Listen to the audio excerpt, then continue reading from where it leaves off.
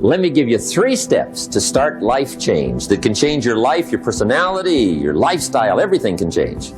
Here's the steps. Number 1, find out how things work. The first key to doing better is find out. To change your life, really, you need ideas. There isn't anything an idea can't change. And Schoff taught me the major problem is lack of an idea, not a problem. At first I didn't have any money. I said to Mr. Schoff, I don't have any money. He said, that's not a problem. Now see, up until then I always thought it was. Right? I was confused. He said, no, the problem is lack of an idea on how to create money and wealth. It isn't lack of money, it's lack of ideas. So if you get the ideas, see, you can change anything. Now to get ideas, you need a constant study of finding out. Now, Schoff also said, when you find out something that works, put the information in your journal. Don't use your head for a filing cabinet. Put it in your journal so that you can do the next best thing. Repetition, repetition, repetition. Go over it. And if you repeat it, go over it, sure enough, someday, some mysterious day, the idea takes root, starts to grow, and shows up in your bank account, and your dress, and your personality, and your lifestyle. But capture the ideas in your journal. Find out how things work. Schoff gave me this word for my life change. He said, study. Great word. If you wish to be successful, study success. If you wish to be happy, study happiness. If you wish to be wealthy, study wealth. Don't leave it to chance. Make it a study. Some people just go through the day with their fingers crossed. See, that won't do it. You've got to study the things that can change your economic, social, spiritual, personal life.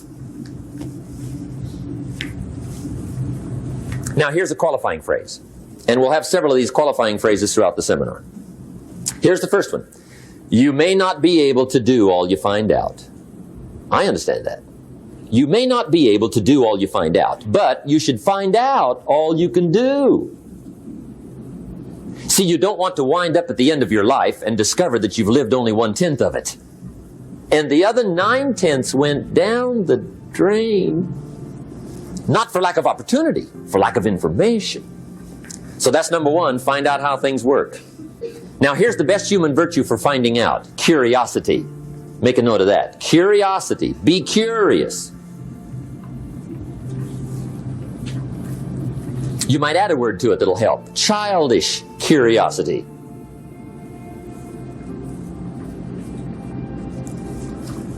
What will kids do if they want to know something bad enough? Bug you. That's the phrase. They can ask 1,000 questions. You think they're through? They got another 1,000. They'll drive you to the brink. It's a virtue. When you gotta know, be like a child. In fact, Jesus, the master teacher, said, unless you can become like little children, you might as well forget it. You don't have a prayer. Excellent advice. You gotta be like children. 4 ways, in my opinion, to be like a child. Number 1 is curiosity, and number 2 is excitement. Get excited like a child over your ability to make yourself do anything for change. 3rd is faith. Have faith like a child. Adults are too skeptical. And 4th is trust. Trust is a childish virtue, but the rewards are incredible. Now here's the 2nd step to personal development. Okay, number 1 was find out how things work. Here's number 2. Go to work.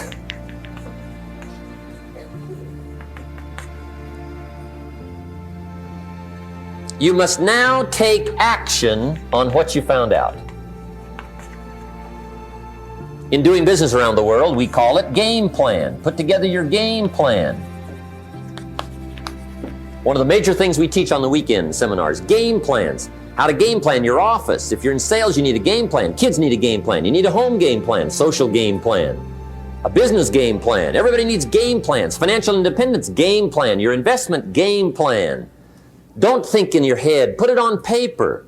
Don't operate out of your mind. Operate from paper. I often ask somebody, what are you going to do the next 6 months? And somebody starts to tell me. I say, no, don't tell me. Show me.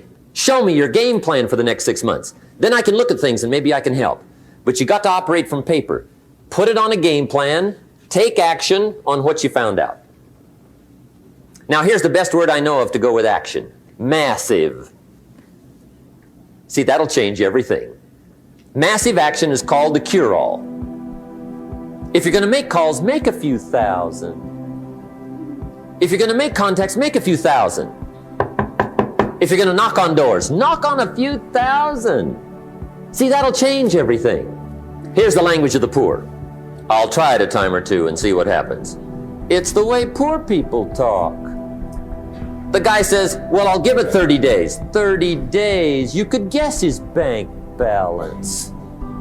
You've got to have a better game plan. So here's one of the major things to do starting tomorrow. Take a look at your game plan. If it isn't loaded with massive action, change it. Tomorrow. Action. The formula really works like this. Pick up a good idea, take heavy action. Pick up a couple of good ideas, take heavy action. That's the formula for success. Heavy action.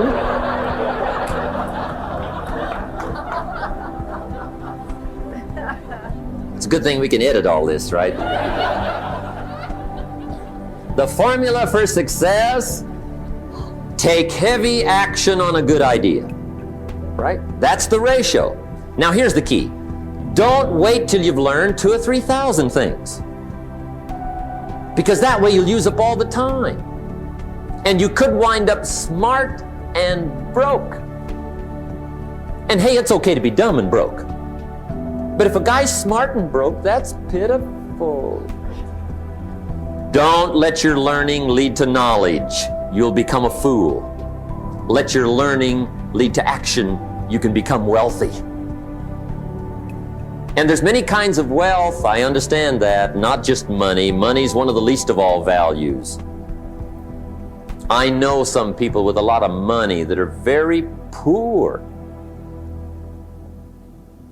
Evita sings, as for fortune and as for fame, they are illusions. They're not the solutions they promised to be. So there's all kinds of wealth, but to get a big share coming your way, you've got to have a heavy action game plan. Now here's the third step to personal development, and we'll wrap up personal development.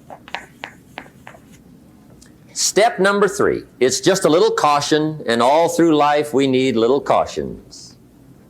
This one simply says, don't try to beat the system.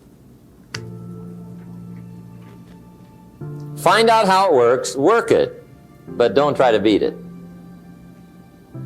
Some people learn just enough to start slicing it, shading it, thinning it, cutting corners, and looking for cheap answers. See, don't fall for that. You'll wind up with a cheap life. Find out how it works best and do it that way.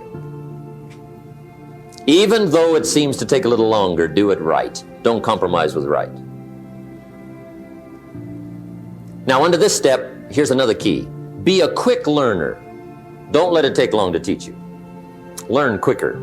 One guy said he broke his nose 7 times in the same place. Somebody says, looks like you'd stay out of that place. Learn quicker. Now the third point here is don't be stubborn. See, some people won't change even when a better way comes. They say, well, I've been doing it this way 30 years. Hey, be ready for change. If it's a better way, go for it.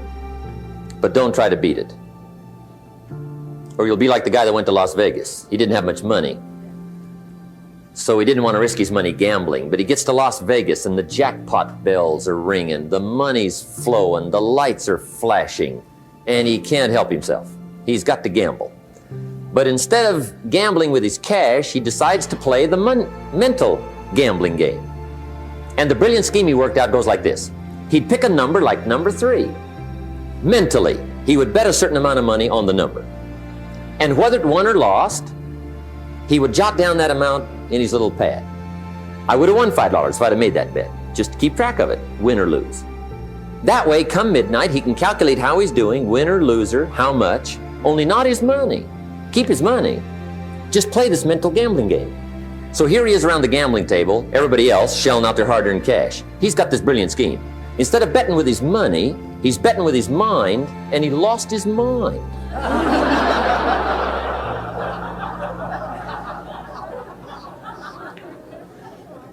Which means don't try to beat the system, I guess.